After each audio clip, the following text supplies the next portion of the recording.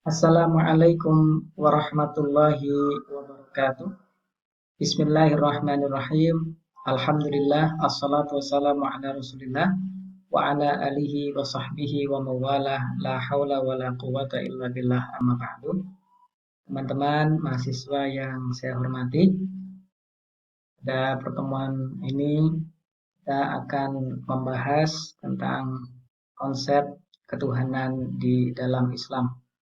Baiklah, untuk mengikat waktu, saya akan menjelaskan melalui slide di PowerPoint ini tentang konsep ketuhanan di dalam Islam.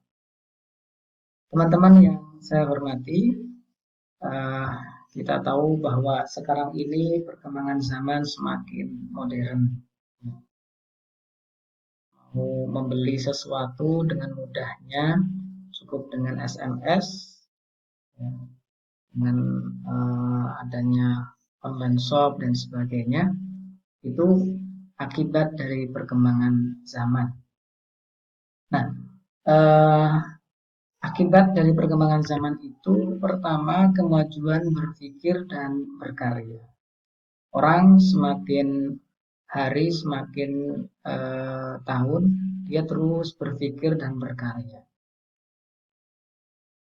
Dulu kita tidak pernah menyangka kalau adanya online shop, ya, kemudian lagi Gojek dan sebagainya. Tapi sekarang dengan mudahnya kita bisa mendapatkan barang yang kita inginkan. Kemudian yang kedua adalah peralatan semakin canggih. Kita tahu bahwa sekarang ini semua serba computerized, ya, semakin canggih. Jadi bisa kita lihat, ya, terutama di dalam bidang kesehatan. Itu setiap hari ilmu kesehatan, ilmu kedokteran itu semakin berkembang. Apalagi dengan adanya virus corona ini menyebabkan atau dokter-dokter itu terus berpikir, ya, dan juga membuat alat-alat atau membuat vaksin-vaksin agar virus itu bisa semakin sedikit. Kemudian akibat dari perkembangan zaman lainnya adalah serba instan. Kita pengen sesuatu yang mudah tanpa ingin bekerja dengan giat, tapi ingin mendapatkan sesuatu yang lebih banyak. Contohnya instan ini banyaknya makanan-makanan yang instan dan sebagainya. Nah, ini bisa kalian lihat perkembangan zaman ini. Contohnya adalah pesawat jet yang dikeluarkan oleh Amerika. Nah, sikap-sikap tersebut, artinya dengan adanya perkembangan zaman tersebut, itu akan bisa menjadi bahaya, akan bisa menjadi mudarat jika tidak dilandasi dengan pendidikan ketuhanan. Jadi kita berpikir, kita berkarya, itu akan bisa menjadi mudarat jika pikiran kita atau karya kita itu tidak dilandasi dengan pendidikan ketuhanan. Contohnya seperti Fir'aun.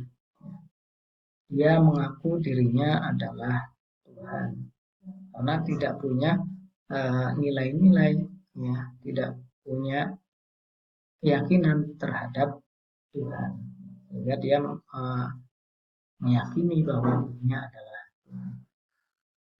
Nah, kalau terabaikan pendidikan ketuhanan di dalam diri kita, maka yang terjadi adalah nafsu angkara murka menyatu dalam jiwa, kolbu, dan ruh.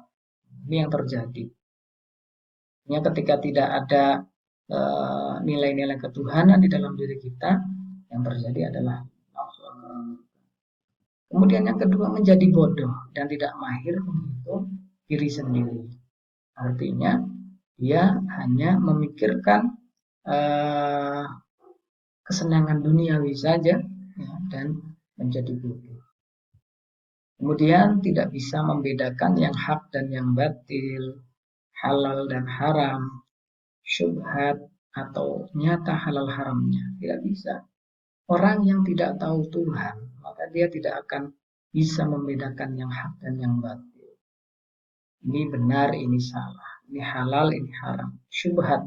Syubhat itu adalah sesuatu yang tidak jelas. Di dalam hadis Nabi dikatakan al-halalu bayyinun wal haramu bayyinun wa bainahuma umurun mushtabihat. Bahwa halal itu sesuatu yang jelas. Haram juga sesuatu yang jelas. Wa bainahuma, di antara halal dan haram ini adalah ada perkara yang syubhat, yang tidak jelas. Sehingga kalau kita tidak punya nilai-nilai ketuhanan, maka kita tidak tahu barang itu syubhat atau tidak. Nah, mahasiswa yang saya hormat, maka dari itu benteng agar kita itu menjadi manusia yang beruntung di dunia dan akhirat, pertama adalah keimanan. Kita punya iman yang benar. Kemudian yang kedua adalah makrifat.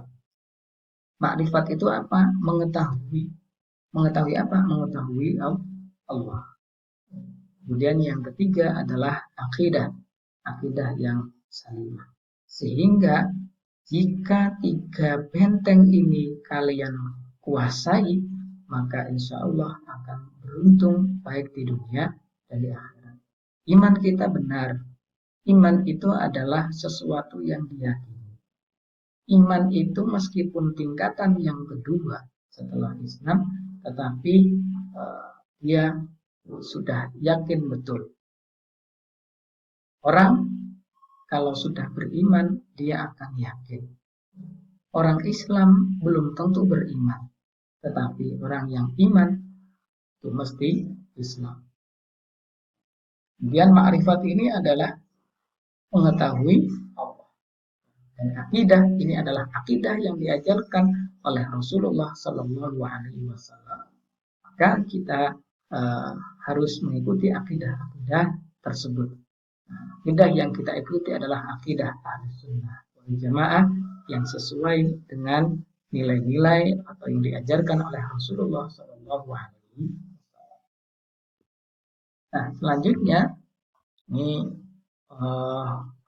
agar kita itu menjadi manusia yang beruntung dunia akhirat, maka didiklah akal pikiran kita itu dengan filsafat ketuhanan dan tauhid. Apa yang kita pikirkan itu selalu dididik ya, dengan nilai-nilai atau filsafat ketuhanan dan ketauhidan. Kemudian didiklah hati kita atau qalbu kita itu dengan dzauq ma'rifat, rasa untuk mengetahui Allah.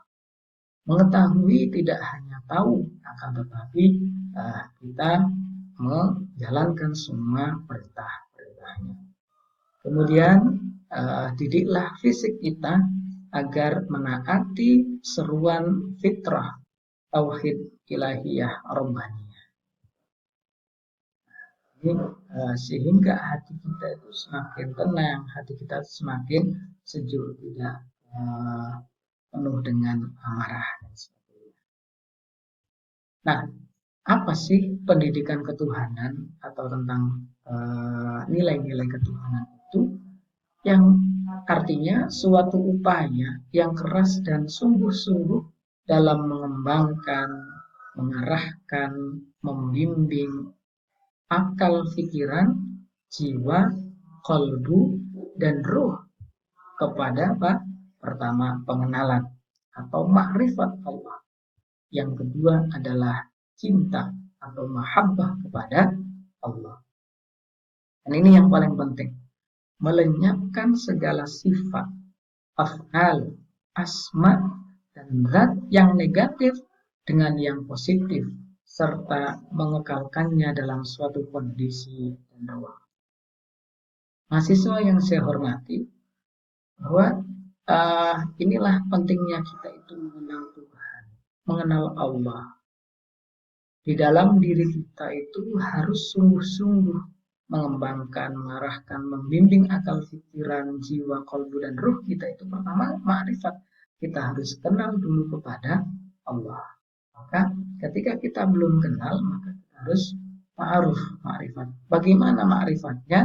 Pertama, mengetahui nama-nama Allah dan sifat-sifat Allah. Setelah kita ma'rifat, mengetahui, maka kemudian kita cinta kepada Allah. Indikator orang yang cinta itu adalah dia selalu menyebutkan nama yang dicintainya. Kemudian melenyapkan segala sifat, af'al, asma, dan zat yang negatif. Tidak boleh kita berpikiran negatif ya, kepada Allah. Tetapi yakinlah ya, dengan sifat-sifat yang positif. Serta mengekalkannya di dalam hati kita harus meyakini bahwa Allah itu adalah wahid. Allah itu adalah ahad, satu. Ya. Dan dalam kondisi serta ruang. Dimanapun kita berada. Nah, selanjutnya adalah tujuannya apa sih? Kita mengenal Tuhan, kita mengenal Allah.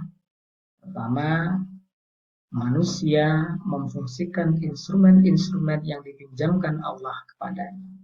Artinya, ketika kita mengenal Allah, maka kita akan memfungsikan instrumen apa? Instrumen yang dipinjamkan. Allah meminjamkan kita tangan, Allah meminjamkan kita mata, kaki, anggota tubuh, dan semuanya itu akan dikembalikan kepada Allah. Sehingga instrumen-instrumen yang dipinjamkan Allah itu sesuai dengan fungsinya masing-masing. Mata untuk melihat yang baik, tangan untuk menulis sesuatu yang baik, kaki untuk berjalan ke tempat yang baik, dan sebagainya. Yang kedua adalah akal pikiran kita menjadi brilian, menjadi cerdas dalam memecahkan rahasia ciptaan Allah. Kemudian menjadi manusia yang hamba, bukan manusia yang hewani. Manusia yang hamba itu artinya tunduk kepada Allah, bukan menuruti hawa nafsunya. Kemudian saling mengasihi, saling tolong menolong, waspada terhadap tipu daya dunia, zuhud, waro. Waro itu adalah hati-hati. Nah, kita tahu bahwa ada beberapa pengertian dalam konsep ketuhanan atau ilmu ketuhanan. Pertama adalah ilmu tauhid, ilmu kalam, ada ilmu usuluddin, ada ilmu syariat, ada thariqat, ada hakikat, ada makrifat. Apa sih tauhid itu? Tauhid itu adalah secara bahasa artinya menyatukan atau menunggalkan atau mengesahkan. Sedangkan secara terminologis bahwa ilmu yang menerangkan tentang sifat-sifat Allah yang wajib dipercaya dan dimakrifati. Dengan ilmu kalam. Ya, kalam itu adalah secara bahasa itu adalah pembicaraan atau perkataan. Tapi secara terminologis ilmu yang membahas tentang akidah dengan dalil-dalil akliyah, ya, rasional atau ilmiah, dan sebagai perisai terhadap segala tantangan dari para kaum penantang. Kemudian usuluddin, ya, ini ilmu tentang pokok-pokok agama. Syariat, ilmu yang membahas tentang undang-undang, ya, tentang atau peraturan yang diturunkan oleh Allah kepada Nabi Muhammad. Nah, selanjutnya adalah ilmu thariqah. Apa sih thariqah itu? Secara bahasa bahwa thariqah itu adalah jalan. Sedangkan secara terminologis Thariqah itu adalah ilmu yang mengajarkan uraian-uraian tentang metode dan sistem menghadirkan diri di hadapan Allah dengan amalan-amalan yang sistematis bersumber dari prinsip-prinsip wahyu Allah dan amalan rutin Rasulullah SAW yang sahih dan para sahabatnya yang masyhur dari ketaatannya. Artinya, dari ilmu thariqah ini banyak sekali thariqah yang diajarkan para ulama ya kepada kita semuanya. Salah satunya di Indonesia itu ada thariqah An-Nahdiyah, thariqah Asyadiliyah, thariqah Naqsyabandiyah, thariqah Qadiriyah dan Naqsyabandiyah dan sebagainya. Itu macam-macam thariqah. Artinya thariqah itu tingkatan setelah syariat. Kalau syariat orang setelah sholat katakan itu ya sudah ya tidak berzikir dan sebagainya. Tapi kalau orang yang sudah tingkatannya kepada tingkatan thariqah, maka setelah sholat dia akan berzikir, kemudian ingat kepada Allah Subhanahu wa Ta'ala. Kemudian ilmu hakikat. Hakikat itu secara etimologis ya artinya benar ya atau kebenaran ya. Sedangkan terminologisnya bahwa hakikat itu adalah ilmu untuk membimbing manusia menuju kepada kebenaran hakikat. Dia hidupnya selalu penuh cinta kepada Allah, tidak cinta dunia. Kemudian yang terakhir adalah ilmu makrifat. Makrifat kita tahu ya pengenalan, pengetahuan ya sesuatu dengan seyakin-yakinnya. Akan tapi ilmu makrifat itu adalah ilmu bagaimana cara mengenal dan mencintai Allah. Orang yang sudah masuk dalam taraf atau tahap makrifat, dia setiap harinya itu terus menyebut nama Allah Subhanahu wa Ta'ala. Nah, teman-teman yang saya hormati, selanjutnya ini adalah tahapan-tahapan ya di dalam Islam. Pertama, keyakinan untuk bersyariat. Dimulai dari apa?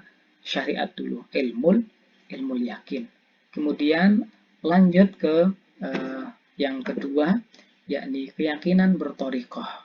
Ya, setelah syariat itu adalah thariqah, yakni ainul yakin.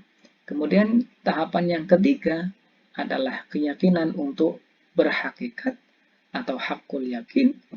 Ya, kemudian yang keempat adalah keyakinan untuk mengenal Allah atau ma'rifat, kamalul yakin atau amalul yakin. Sehingga dari keempat ini kita akan mengetahui Allah. Mulai dari syariat, thariqat, hakikat, dan yang terakhir adalah ma'rifat. Baik, itu saja yang bisa saya sampaikan. Jadi jika ada pertanyaan, kalian bisa menyampaikannya di forum diskusi dan tanya jawab. Terima kasih. Ihdinas shiratal mustaqim. Wallahul muwaffiq ila aqwamit thoriq. Wassalamualaikum warahmatullahi wabarakatuh.